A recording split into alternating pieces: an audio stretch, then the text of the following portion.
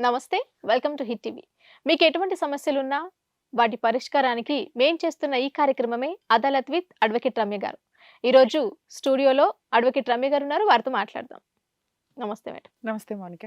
Madam చాలా సమస్యలు వింటూ ఉంటాము. అందులో భాగంగానే ఒక ఆయన మీతో మాట్లాడడానికి ఫోన్లో ఉన్నారు. వారితో మాట్లాడతాము. షూర్ అండి. Hello hello. స- సార్. నమస్తే సార్. Good afternoon. మీ పేరండి? నా పేరు హనుమంత్ మేడం. సదాశివపేటలో ఉంటాము. ఓకేనండి. రమ్య గారు ఉన్నారు, మాట్లాడండి. ఓకే. హనుమంత్ గారు నమస్తే అండి. నమస్కారం మేడం. సార్ చెప్పండి సార్, ఏంటి మీ ప్రాబ్లం? నా ప్రాబ్లం వచ్చేసి మా భార్య వాళ్ళ మేనత్త కొడుకుతో తిరుగుతుంది మేడం. మ్యారేజ్ అయ్యి 3 ఎంతకాలం అయింది సంవత్సరాల సార్? నుంచి. మాకు 14 సంవత్సరాలు కంప్లీట్ మేడం. ఇప్పుడు ఏప్రిల్ వస్తే 15 సంవత్సరాలు పూర్తవుతుంది. ఓ, పిల్లలు ఉన్నారా? 3 పిల్లలు మేడం. మీరేం చేస్తారు, మీ వైఫ్ ఏం చేస్తుంది? నేను ఎంఆర్ఎఫ్ లో సదాశివపేట ఎంఆర్ఎఫ్ లో జాబ్ చేసేవాడిని. సార్ ఈమె తిరగడము నాకు ఆల్రెడీ ఒకసారి పోలీస్ స్టేషన్ లో కంప్లైంట్ చేసి నన్ను కూర్చోబెట్టి వెళ్ళిపోయింది. కూర్చోబెట్టి వెళ్ళిపోయిందా? అక్కడ కంప్లైంట్ చేశారు సార్, వాళ్ళు అక్కడ కూర్చోబెట్టుకున్నారు నన్ను మొత్తం రోజు. వాళ్ళే అయితే కంప్లైంట్ నేను- ఇచ్చారు మీ మీద? కొట్టానని కంప్లైంట్ ఇచ్చారు. 3 సంవత్సరాల నుంచి జరుగుతుంది మేడం ఇది. ఆహా, ఓకే. ఇప్పుడు మీరిద్దరు కలిసి ఉన్నారా, విడిపోయి ఉన్నారా సార్? విడివిడిగానే ఉన్నాం మేడం. విడిగా ఉండి ఎంతకాలం అవుతుంది? 5 నెలలు అవుతుంది మేడం. అయితే 3 సంవత్సరాల నుంచి ఆమె 3 నెలలు అమ్మగారి ఇంట్లో ఉండాలి, 1 నెల నా దగ్గర ఉండాలి, మళ్ళీ గొడవ పెట్టుకొని వెళ్ళిపోవాలి. 3 3 ఇయర్స్ బ్యాక్ సంవత్సరాల వరకు నుంచి ఇదే జరుగుతుంది. 3 ఇయర్స్ బ్యాక్ వరకు మీరిద్దరు బాగానే ఉన్నారా? అంత బాగానే ఉన్నాం మేడం. ఎవరెవరు ఉంటారు సార్ ఇంట్లో? నేను, మా భార్య, 3 పిల్లలు మేడం. ఇప్పుడు అమ్మాయి వాళ్ళ అమ్మ వాళ్ళ ఇంటికి వెళ్ళేటప్పుడు పిల్లల్ని తీసుకొని వెళ్తుందా, వదిలేసి వెళ్తుందా? తీసుకొని వెళ్తాం మేడం. ఓకే. మరి వాళ్ళ ఎడ్యుకేషన్ అంతా స్పాయిల్ అవుతున్నట్టేగా ప్రతిసారి. అవును మేడం. ఎందుకు వెళ్ళిపోద్ది వచ్చిన దగ్గర నుంచి? అయ్యో, 1 నెల ముంచినే ఉంటది మేడం. మళ్ళీ వాళ్ళ అమ్మ వచ్చి గొడవ పెడుతుంది. వాళ్ళ మేనత్త కొడుకుతోనే నేను వాళ్ళని మొదటిసారి పట్టుకున్నప్పుడే నిలదీసిన. వాళ్ళ అమ్మ వాళ్ళ ముంగల్నే నిలదీసిన. అప్పటి నుంచి కాపురం చేయను, విడాకులు కావాలి, అదొక్కటే ఆమె. అదే ఒక్కటే చెప్తుంది. కాదు సార్, ఇప్పుడు మీ వాళ్ళ మేనత్త కొడుకుతోటి అక్రమ సంబంధం ఇన్ని సంవత్సరాల తర్వాత 3 పిల్లలు ఉండి కూడా పెట్టుకుంది అని మీ డౌటా? కనిపెట్టారా లేకపోతే లేదు రెడ్ మేడం, హ్యాండెడ్ గా కనిపెట్టాను దొరికింది? మేడం. కనిపెట్టాను. వాళ్ళ రికార్డు కూడా నా దగ్గర ఉంది. ఫోన్ వాళ్ళని రికార్డ్స్ కనిపెట్టాను. ఫోన్ లో మాట్లాడుకుంటే చూసారా లేకపోతే డైరెక్ట్ గా చూసారా? ఫోన్ లో మాట్లాడుకున్నది నేను రికార్డు పెట్టిపోయింది, అనుమానం వచ్చి అదే రికార్డ్ అయి ఉంది. తర్వాత నేను 2 రోజుల తర్వాత విన్నాను. వాళ్ళని రెడ్ హ్యాండెడ్ గా పట్టుకోవాలని చెప్పి వేరే ప్లాన్ చేసి ఇట్లా ఊరెళ్తున్నానని చెప్పి వెళ్ళిపోయాను. ఆ రోజు నైట్ తిరిగి వచ్చి వాళ్ళని పట్టుకున్నాను మేడం, రెడ్ హ్యాండెడ్ గా. ఎక్కడ అతను మీ ఇంటికి వచ్చాడా లేకపోతే ఈవిడ వాళ్ళ ఇంటికి వెళ్ళి- మా ఇంటికి వచ్చి అతనేం చేస్తాడండి? కార్ డ్రైవింగ్ చేస్తాను మేడం. అంటే మీరు ఇంట్లో ఉన్నప్పుడు పిల్లలు కూడా ఉండుంటారు కదా, అమ్మాయి ఇంట్లో ఉంటే. అవును, ఉంటారు మేడం. పిల్లలు ఆల్రెడీ 15 ఏళ్ళు అంటే 8 ఏళ్ళు 9 ఏళ్ళు ఉన్న పిల్లలు ఉన్నారు. అతను అవునవును. పిల్లలు ఉండగా కూడా వచ్చాడని మీరు అనుకుంటున్నారా లేకపోతే చూసినప్పుడు ఏం చేశారు?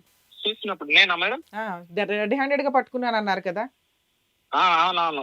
ఎందుకు వచ్చాడండి? వచ్చాను మేడం. ఆ, ఎందుకు వచ్చావని అంటే పిల్లలు చూస్తాను రాండి బాబాయ్ అని అంటే వచ్చాను నేను అని వారు చెప్పాడు.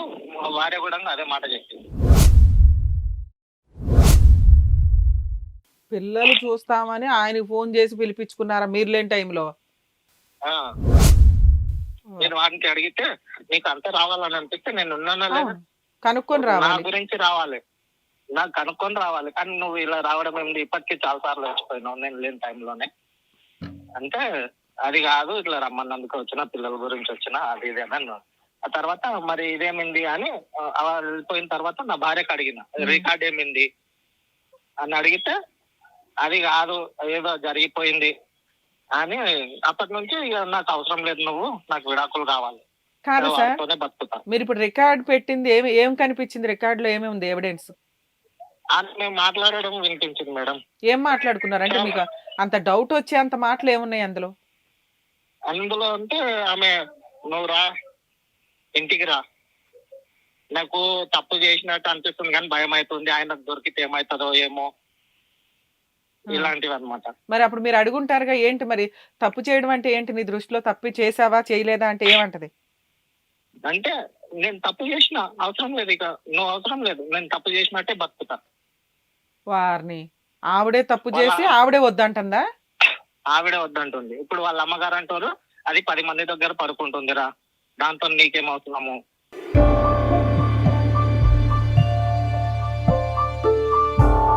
వదిలేయి, నీ దగ్గర సాక్ష్యాలు ఉన్నాయి కదా, కేసులు వేసుకో. కేసు వేసుకో, విడాకులు తీసుకో, అది కాపురం చేస్తానన్నా నేను కాపురం చేయనియను అని వాళ్ళ అమ్మనే ఎందుకని ఇప్పుడు వాటి ముందు తీసుకెళ్తుంది. అసలు ఇప్పుడు మీది వాళ్ళది క్లాష్ అవుతుందండి.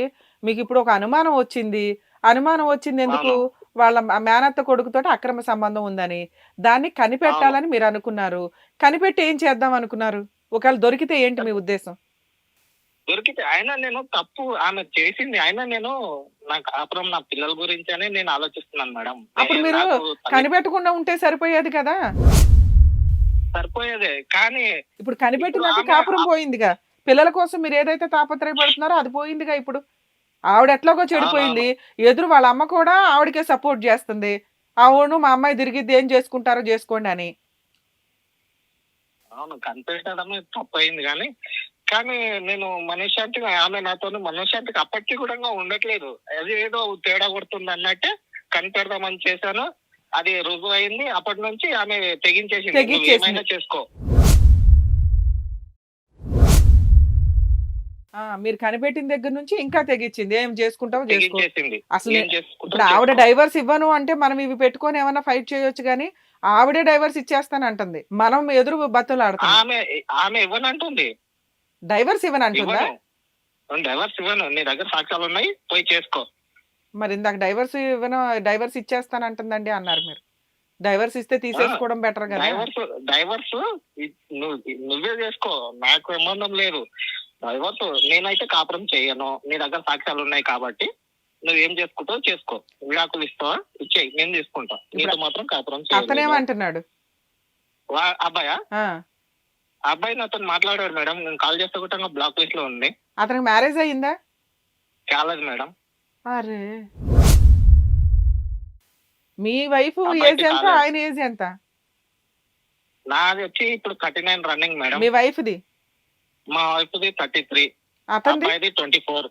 అబ్బబ్బా, అయితే నిజమో కాదోనండి, మీరు ఒకసారి ఆలోచించిపోయారా? అంత చిన్న వయసు ఉన్న పిల్లోడితోటి దగ్గర దగ్గర మీ మ్యారేజ్ అయిన దగ్గర నుంచి కూడా చాలా గ్యాప్ ఉంది వాళ్ళిద్దరికి. అవును, గ్యాప్ ఉంది మేడం, కానీ అలా అనిపించదు. ప్రస్తుతం నేను ఇప్పుడు 5 నెలల నుంచి దూరంగా ఉంటున్నాను. మే నెల నుంచి, జూన్ నెల నుంచి. సార్ మా పెద్ద పాప హాస్టల్లో ఉంటుంది. ఎప్పటి నుంచి? లాస్ట్ 3 years నుంచి. ఇప్పుడు 7th class, 5th, 6th, 7th running. ఎందుకండి మీ వైఫ్ ఏమైనా జాబ్ చేస్తుందా? లేదు మేడం, హౌస్ వైఫ్. ఆవిడ ఇంట్లోనే ఉంటుంది. పిల్లల్ని తీసుకెళ్లి హాస్టల్లో వేయాల్సిన అవసరం ఏముంది అనాథలాగా? అంత ఎడ్యుకేషన్ కి 6th, 4th, 5th లో మీరు ఇచ్చే ఇంటర్నేషనల్ ఎడ్యుకేషన్ ఏముందండి హాస్టల్లో వేసే అంత? ఒక ఏజ్ తర్వాత ఎలాగో తప్పదు. ఎందుకని ముగ్గురు పిల్లల్ని పెంచలేక? ప్రస్తుత పరిస్థితుల్లో ఆమె ఇలా చేయడం వల్ల నేను డ్యూటీ సరిగా చేయలేకపోవడము, దానికి సరిపోయిన జీతం రాకపోవడం వల్ల ఇలా చేశాను. హాస్టల్ కి అప్లై చేశాను, ఎగ్జామ్ క్వాలిఫై అయింది, సీట్ వచ్చింది. ఓకే, మీ గొడవ స్టార్ట్ అయిన దగ్గర నుంచి ఆ పిల్లని అక్కడ వేశారు. అవునవును. సరే సార్, ఇప్పుడు తర్వాత ఈ విషయం తెలిసిన తర్వాత కూడా అమ్మాయి 2-3 సార్లు కాపురానికి వచ్చింది కదా. 3 నెలలు ఉంటుంది, 3 నెలలు వెళ్తుంది. మరి ఆ టైంలో ఆవిడ మార్చుకోవాలిగా, మీరు మార్చుకోపోయారా?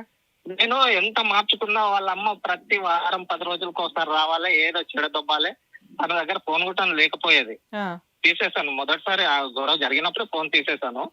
అయితే వాళ్ళ అమ్మ రావాలి, నేను డ్యూటీలో ఉన్నప్పుడు రావాలి, ఏదో మాట్లాడాలి, వెళ్ళిపోవాలి. తెల్లారి నుంచి వాళ్ళ అమ్మ వచ్చిపోయిందా, మరుసటి రోజు నుంచి మళ్ళీ మాకు తగవాలి. ఎందుకు వాళ్ళ అమ్మ ఎంత ఫిట్టింగ్ పెట్టడం? 15 ఏళ్ల కాపురం, 3 పిల్లలు ఉన్నారు. కూతురు లైఫ్ స్పాయిల్ అయితే పిల్లల లైఫ్ కూడా స్పాయిల్ అవుతుందని ఆవిడ ఆలోచించట్లేదా? తల్లిదండ్రులు లేని అనాథ నీకేం తెలుసురా? మీకు వెనకాల పేరెంట్స్ నాకు ఎవరు సపోర్ట్ లేదు మేడం, ఒంటరి వాడిని. నాకు నా భార్య పిల్లలే కావాలి. తన తప్పు వెలిచి బయటికి ఎత్తి చూపైనా గానీ నా భార్య నేను మార్చుకోవాలని, నేను ఎవరి దగ్గరికి పోయినా, పోలీస్ స్టేషన్ లో కంప్లైంట్ చేయడానికి పోయినా గానీ వాళ్ళు కూడా పట్టించుకోవట్లేదు. మేడం ఇట్లా చేస్తుంది, సార్ ఇలా చేస్తున్నారు అని అంటే కూడా ఎవరు వినిపించుకునేటట్టు లేరు. అక్కడ నన్నే తిట్టి ఇవన్నీ పెట్టుకొని ఏం చేస్తావు నువ్వు, చేసుకోపో, ఆమె కాపురం చేయనంటుంది కదా, కోర్టుకు అప్లై చేసుకో, విడాకులు నోటీస్ పంపి నువ్వే, ఆమె ఇయ్యదు. నాకు ఇలాంటివే చెప్పారు సదాశివపేటలో. ఎలాగైనా ప్రస్తుత పరిస్థితులు పిల్లలు ఏమైతావి, నేను తల్లిదండ్రులు లేకుండా 26 సంవత్సరాల నుంచి ఒంటరిగానే ఉంటున్నా. ఇప్పుడు కూడా నేను అలాగే అయిపోయినా, నా పిల్లలు ఉండి కూడా. దీనికి కారణం ఎవరు అనేది ఆమెకు తెలియట్లేదు. ఎలా అవుతుంది, ఎవరి జీవితాలు నాశనం అవుతుంది, నాదైపోయింది, తనది అయిపోయింది, మా పిల్లల భవిష్యత్తు కావాలని నేను ఆలోచిస్తున్నాను. అయితే ఈ 5 నెలల నుంచి నేను దూరంగా ఉంటున్నా. హాస్టల్ దగ్గరికి వెళ్ళినప్పుడు కలుస్తుంది మేడం. అయితే తన రూమ్ కి వెళ్తున్నాను. నేను వెళ్ళినప్పటి నుంచి ఒకసారి వాళ్ళ వాట్సాప్ ని స్కాన్ చేశా. వాళ్ళు ఎలా పచ్చిగా మాట్లాడుకుంటున్నారు అనేది ఇంకా రుజువులు నాకు ఇంకా బలంగా దొరికినాయి, వాళ్ళ రికార్డ్స్. కానీ ఆమె ఇప్పటికీ కూడా పోయిన లాస్ట్ వీక్ కూడా నీ దగ్గర ఇంత బాగా దొరికిన తర్వాత నేను ఏం చేయలేను, నువ్వు ఏమైనా చేసుకో, నీతో మాత్రం కాపురం చేయలేను, అదొక్కటే చెప్పేస్తుంది.